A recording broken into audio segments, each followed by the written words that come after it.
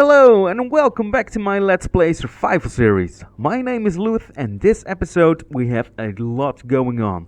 I need to find a jungle, I want to bring villagers over to my base, and I need to go wither skeleton hunting. Also, I'm running out of bone meal.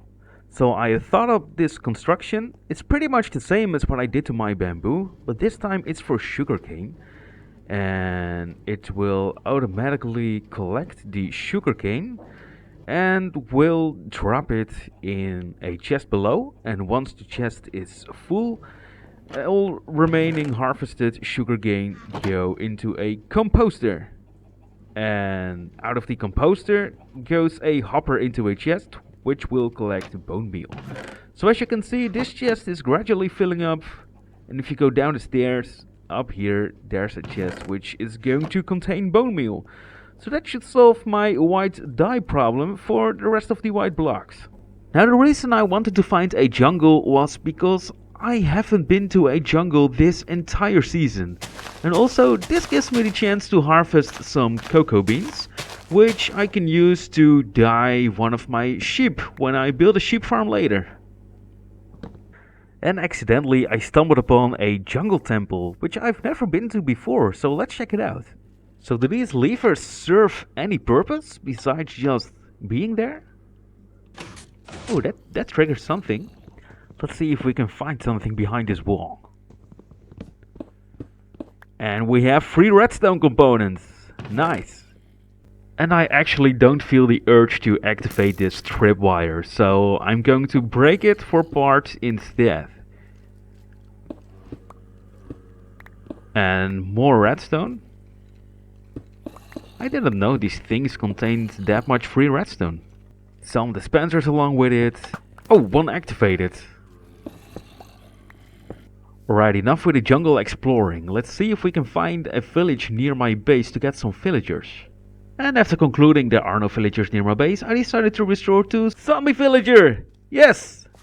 Now we can cure him and we've got a villager near my base. Here, catch. And eat an apple. Okay. I believe this process will take about 5 minutes. And the moment he's turned to normal, I can put him in a boat and row straight to my base. Oh no, I've got company. I hate these things. They come at the least expected moments, just to annoy the player or something. Great, now I'm off to my pillar, so our villager John can attack as well. And the server is going to restart. This is like the most terrible moment of my day. Okay, I am taking damage, but let's get him as soon as possible over to my base. And hope he doesn't despawn when the server restarts. Okay, I'm dying. I need to get out of my boat soon. And the server is down. Oh, I really hope he's still there when I log back in. Okay, it had some loading issues, but he's here. And I'm here. And the phantoms are gone. Okay, maybe this isn't too bad after all. And now we wait. There we go. John is back to being himself. Now at least he won't attack me anymore. There's really nothing better than finding a mob you really want to have and boxing him up for safety measures. Now don't worry John, I'll find a friend for you later. And in the meantime I'm building this fair that's going to harvest the iron farm.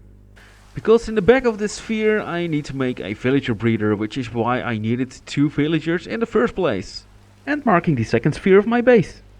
Come here zombie villager, come. Now I could have generated more sugarcane by using a 0-tick farm, but I prefer not to use 0-tick farms because I think they're cheating in a way. Looks like you two are going to spend some time together, do you like that? Yeah. Well okay then, it is settled. Also I figured my base needs at least a ground level floor so I can put a bed on it and some stuff and I can actually start using it. And can I just say, wow, after placing the last sea lanterns, this looks so much prettier than I imagined. The floor is so bright, it really goes well with the white concrete. Let's see how it looks from above. And it definitely looks great from above as well. Let's head to the other side. It's so bright. All these sea lanterns. Let's see how it looks from below. Oh, it kind of creates these small kind of dark chunks in the water. Now, can someone please explain how it is possible that these bats are just flying around in my water elevator? Shouldn't they be drowning? Now, last time you saw me give Stormfly a little bit of a tour through my gold farm at my base, and this time around he's giving me a tour through his base. And he was just showing me around at his villager trading hall, and now we're going up. And oh, he told me he had a map room, but this looks great. Yeah, he's quite the builder. And he built his base on a mushroom island, and I just recently found out that means no mobs can spawn. So he just told me he terraformed a little tiny part of this island, so we're going to have a look right now. I think it's all the green he's heading to. And that's indeed really green, with the watermelons and the pumpkins. So this was first mycelium as well, just like the rest of the island. And he just greened it up with some trees. And apparently there's this huge underwater project he's working on, which he would like to show me. I think, yeah, I already see it. It's with all the glass. Whoa, that's a lot of glass. I believe he's willing to make underwater farms here. Not sure he wants to dry this whole place or just leave it with all the water. It's huge. Now there's one more thing he wants to show me, but I'm not sure what it is. This guy is just full of surprises. So it turns out it's like the most random thing ever. Just riding skeleton horses together. It is a great environment to do this though. But it looks so ridiculous. It's so random.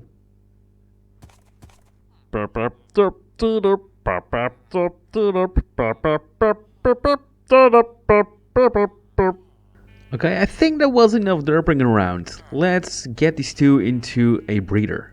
Now my mic is actually still making this bass buzzing kind of noise. And it's really annoying, but I decided to just go with it until I can afford better stuff. So, I'm sorry, but we're going to have to deal with this. Okay, he's getting an upgrade. We're going from a boat to a minecart. Oh no, he's bumping his head. Okay, he's fine, he's fine. Now you just have to go up to this weird slave-like construction I built for you. Isn't that fun? Down he goes, and he should be sleeping now, which he is. Good. Everything is still going according to plan. You two men, just go to your buddy. Good. Now have a good night's sleep, and I can demolish this construction. They look at peace for now, not realizing they're pretty much prisoners. I am working on the rail track all day and night long. So it's the dawn of a new Minecraft day, and I'm just wondering if when these guys get up, they will stand on the fence post like this design intends them to. No. No, no, no, no, no, no, no. No, you should have gone up on the fence post. No. No. Crap. I have no idea what to do now. I'm in panic. No. No, stop. Oh, I need to catch them in the boat. They can't escape. If they fall down there, take enough damage and get killed, then I won't have any other villagers for the breeder. Oh, how could this happen? You guys get back here. I'm gonna try to catch them. Okay, good news. I did manage to catch them using water streams. Now let's put this fence here so they can't escape. And then I'm going to focus on making more villagers before putting them in an official breeder. Okay, that should do it. I gave them enough carrots to, start doing their thing. Now I need to find a way to get them up. Love is in the air, everywhere I go. Love is in the air, come on and let it show. Oh, they did it. I have a tiny villager now. Hey, little buddy. Oh, that's so cute. Your nose is still ugly though, I'm sorry. Okay, I'm ready to kidnap one of them again to put him in a new and improved breeder. So let's waking up without waking the others. And let's see if we can get him into the minecart again. I had to do a little adjusting, but yeah, it worked. He's in. Now I caught the other one as well off camera. Now we just gotta push him in, and then we're back to having them into the breeder. Easy does it. They're in again. And now we wait again to see if everything is going fine this time. Now, I know they're just trolling me now. It's like their zombie brain is still in there or something. Unfortunately for them, I have multiple tricks up my sleeve. So, there they go up again. Remember John? Oh no! Oh no, no, no, no, no, no, no! No, John! No! Oh no! I killed John! Oh no! Fortunately, John had offspring, so we can still work with this. Now, unfortunately, my initial design was flawed, as in, the moment they got out of their bed, they spawned somehow outside of it, not on the fence post, but somewhere random near the bed. So, this time we're not going to surround them with beds, but put them too far for them to reach them. And now they should stay there. Now, the idea is that as long as they see beds and they are not occupied, they will try to occupy them and so breed. That leaves me with one extra villager, which we can use in the gold farm to sell rotten meat for emeralds. Now for my iron farm I need at least 12 villagers, so my villager breeder is going to need to run for a little while. But we're not going to get to the iron farm this episode. That will probably be covered next episode.